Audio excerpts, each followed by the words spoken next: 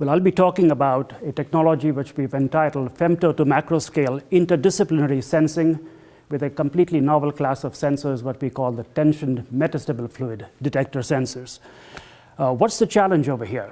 The challenge over here pertains to sensors for nuclear radiation. Nuclear radiation sensors have been developed over the past 80 years, and they're currently being utilized as is. These are the old-fashioned sensors that have been developed for nuclear power and for nuclear explosives, extremely high-intensity fields. But the present-day needs have come down in intensity by about 1 billion times. So the sensors that have been used in the past that are being force-fitted into current-day systems are simply not cutting it, in the sense they're not efficient enough, they're not so inexpensive enough, and they require a fair amount of electronics and complicated machinery to do their job. So the challenge is essentially to come up with transformational sensor systems that are at least 10 to 100 times lower in cost, about 10 to 1,000 times improved in efficiency, and to provide detection of special nuclear materials like uranium and plutonium that could be in warheads in near real time. What are the major innovations that we've basically accomplished to sort of come to this particular goal? The innovations come up in thinking outside the box now. Instead of using old-fashioned methods for charge collection and for scintillation-based systems and semiconductors, we've gone back to basics in the multiphysics approach, thinking about a rubber band being stretched. As you stretch a rubber band, the molecules get weaker and weaker, the interfacial forces, that is, and you can poke a hole inside them. We do the same thing with fluid molecules. Liquid, like water and acetone, the molecules are held together by intermolecular forces. The more you stretch them, the weaker they become, and now you can poke a hole inside them and create tiny bubbles that grow and collapse, and you can see and physically hear the manifestations of a femtoscale particle like a neutron. We've come up with two architectures. One of them is called the centrifugally tension metastable fluid detector, that's a CTMFD. Other one is the acoustic-based system. And we've been able to sort of apply them for a vast series of application areas, all the way to combating nuclear terrorism, which is one of the grand challenges of the 21st century, to monitoring for radon in air. Even in a room like this, there's radon that people breathe. It comes out of uranium decay chain, and it causes over 21,000 deaths in the US alone. Why are there not radon sensors in homes? Because they are $10,000 plus. You need to come down to the cost phase of about $100, just like a smoke detector or a carbon monoxide detector. Also used for medicine, for science, energy, and educational areas. And we've come up with a series of rather thought-provoking results. Intrinsic efficiencies of these sensors that you're going to see demonstrated are already about 10 to 1,000 times greater than state-of-the-art. Our costs have come down by a factor of 10 to 100. Our sensitivities are about 100 times better than the best available sensor systems and spectrometers that are available out in the field. And we've also maintained all of this sensitivity for the particles, the nuclear particles that make sense for you to detect, for example, neutrons that come out of special nuclear materials rather than gamma photons that come out of bananas in your body. Yeah? So with that, I would like to introduce the rest of my team over here. There's Alex Hagen. He's my graduate student, and he's going to talk about the centrifugally tension metastable fluid detector. Thank you. As Professor alluded to, a centrifugally tensioned metastable fluid detector is able to detect neutrons and other particles using a negative pressure in fluid. This is an example of a centrifugally tensioned metastable fluid detector. The bulb down here generates high negative pressure, and the elbows are able to self-balance the pressure field inside and keep the fluid in a metastable state. Today I'm going to demo a sensor unit where inside the bulb, the negative pressure will see a neutron come into the bulb and create a cavitation and a vapor column, which are easily detectable by visible light, infrared light, and sound. And I'm going to show you a couple radioactive sources.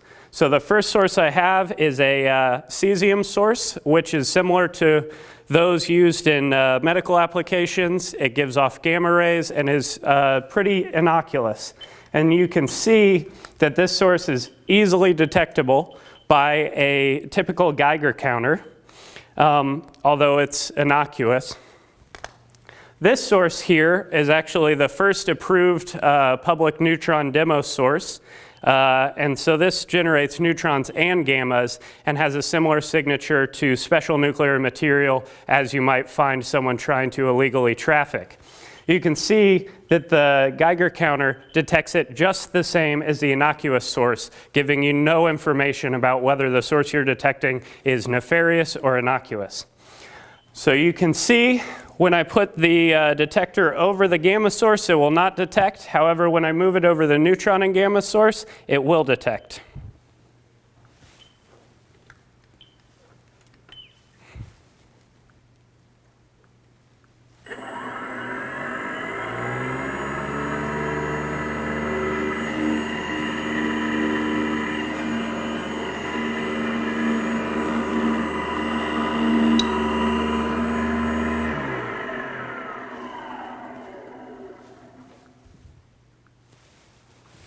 Thank you.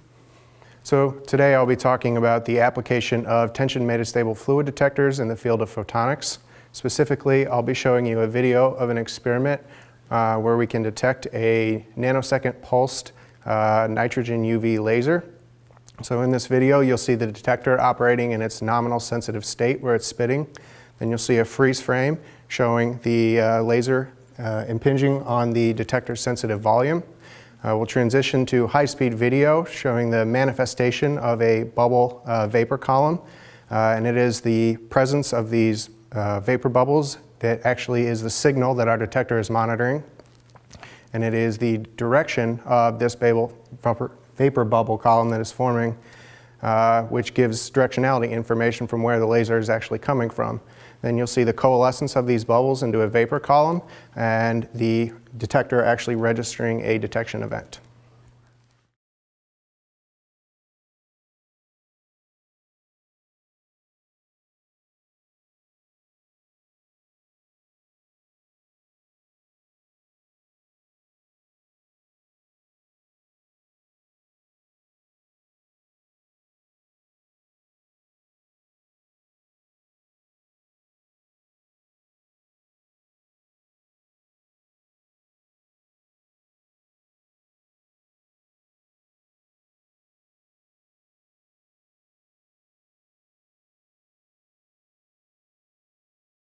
So one of the other unique opportunities of capabilities of tension metastable fluid detectors is actually the ability to detect alpha detection and alphas as well as neutrons. And so this system is actually a tabletop system that we developed. It's very similar to the portable system that Alex Hagen showed you previously, but we can also do alpha spectroscopy with the system. That allows us to actually develop and monitor the number of actinides that are dissolved inside of a fluid, something that would be very useful for nuclear fuel reprocessing streams. Another common household radon or alpha emitter is actually called radon. Radon's in everyone's house, and as he mentioned, can lead up to about 21,000 deaths per year. So we've developed a system to actually sample the air, and we can look for any airborne radioactive contamination. And this simply just pulls in the air through the fluid. We actually concentrate the alpha emitter inside of the detector fluid itself, and then we can transition that into the CTMFD itself, and then we can monitor for what types of actinides are present, and then at what levels they're present as well too. Another system that we're developing is actually called the acoustically tension metastable fluid detector. So this one is conversely to the centrifugal systems where you're actually spinning the system to stretch and create these tension metastable states. With this system, we're actually using acoustic forces. When driven at the right resonant frequency, you can create a standing wave inside of the detector similar to the way that a laser works. In these tension states, you have this high tension, you're sensitive to nuclear particles, but then you have this high positive pressure state where it actually kind of condenses the bubbles back down again, and then you can become sensitive to those particles again immediately, and you don't have to slow the system down. One of the unique things we can do is when these cavitations happen, you have these large cavitation signal and shock wave. If we look at the timing of these shock waves with PZTs that are attached to the outside of the sensor, we can actually calculate the position and the timing of these events, and then actually tell where these neutron sources are located from. So in this video, we'll actually show you the simulation of the radiation portal monitor, and then you can see the kind of the directionality and the localization of this.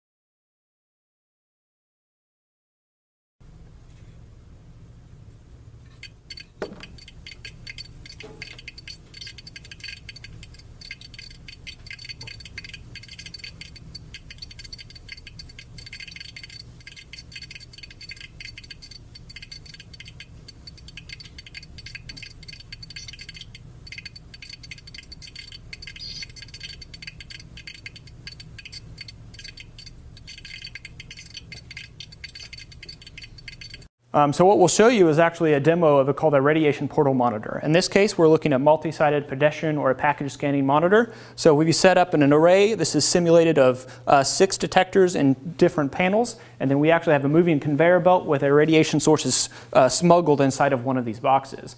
And then actually looking at the neutron detection rate and the directionality, we can figure out which one of these boxes the radiation source is hiding in. And this is fairly fast moving. So this is moving at 1.2 meters per second.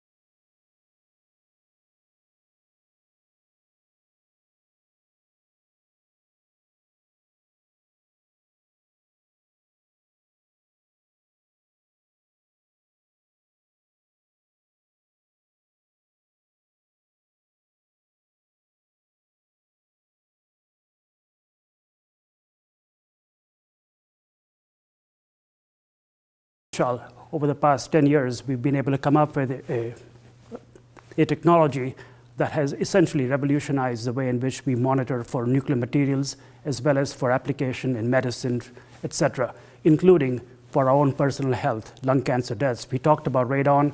There's 1 part in 10 to the 17 in a quadrillion that you're monitoring in virtual real time, something that takes weeks and months sometimes.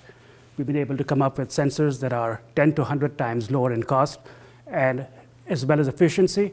And Purdue University, together with private investor groups, have now started a company called Sagamore Adams Laboratories that is helping to commercialize this technology. And that's where Brian Archambault is the manager for it. Thank you.